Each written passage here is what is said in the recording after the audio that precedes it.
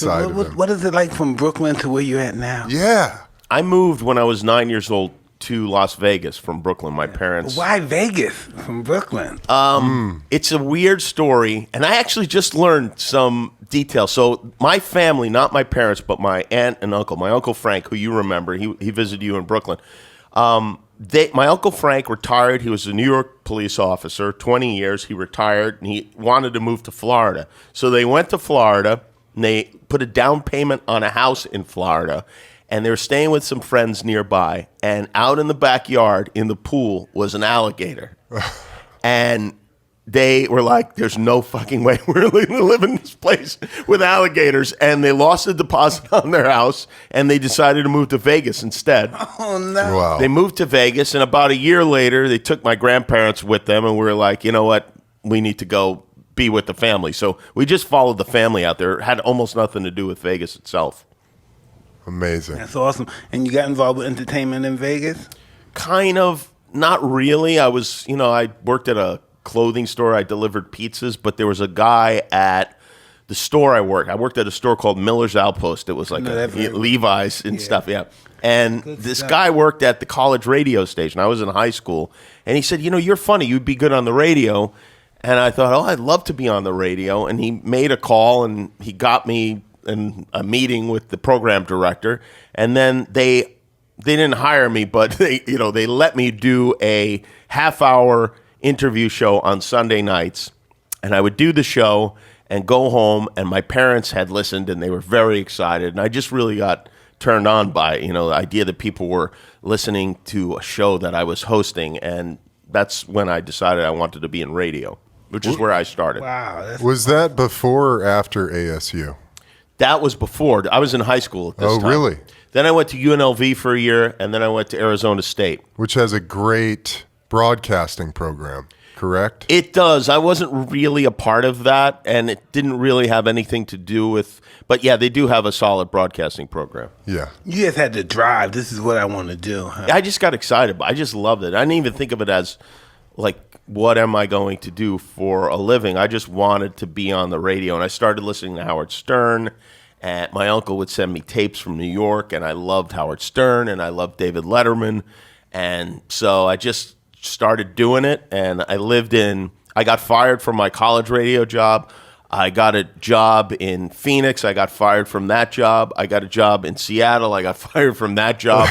I then moved back in with my parents in Phoenix, moved to Tampa, Florida, got fired from that job, moved to Palm Springs. I did not get fired from that job. I then got another job in Tucson, got fired from that job. What were you doing that you're getting fired, man?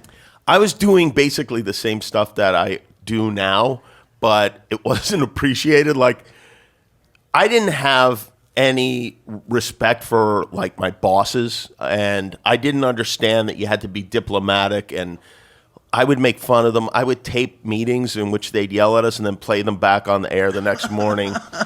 Sometimes I'd call their wives or girlfriends at home to get information about them to then share on the air.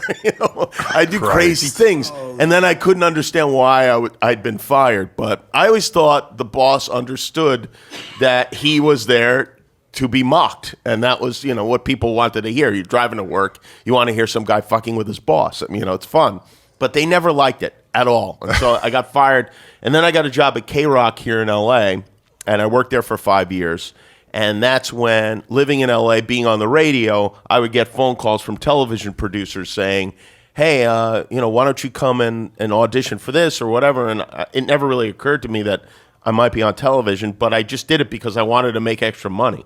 And so I went and auditioned for a couple of things, and I wound up on a game show called Win Ben Stein's Money, which was on Comedy Central. And from there, we pitched them the Man Show, and I did football picks on Fox, and then I wound up getting the show. The fucking Man Show, dude. Those guys used to live on my block. Really? Yeah. Jimmy did? No. Who lived on your block? Ben Stein. Oh, Ben Stein. Oh, that's right. You guys were neighbors, right? That's so What a funny. neighborhood. Yeah, seriously. Did you ever stop by or hang out? No, but we pass each other on the street going to the store all the time. Yeah. The corner store, I see him in the corner store. Hello. Yes. Yeah, Ben's good. Jimmy, do you feel like if you had been diplomatic throughout your radio career, you'd be where you are now? No, I think what would have happened, weirdly, is I would have kept those jobs and probably still been in Tampa or something. Yeah. You know? Yeah. And so it worked out. It definitely wasn't my plan. It wasn't any stroke of genius. It just so happened to be. And the truth is, when I got the job in L.A., I could have, I could have been anywhere. It just happened to be in L.A. If I was in another big market like Chicago or something, maybe that no TV producers are listening to the show, and I never get that phone call. So absolutely, a lot of luck was That's involved. what I always tell people. I said, no, sometimes because I'm not steering the ship, somebody's steering the ship for me. 'Cause Yeah. there's no way I could have accomplished the things I did. I'm not smart enough. It's luck is a huge part of it, and anyone who tells you differently is full of themselves. You just have to be ready when the luck But strikes. the harder you work, the luckier you are. That's Yeah. right, and the more you make of the opportunities, for sure.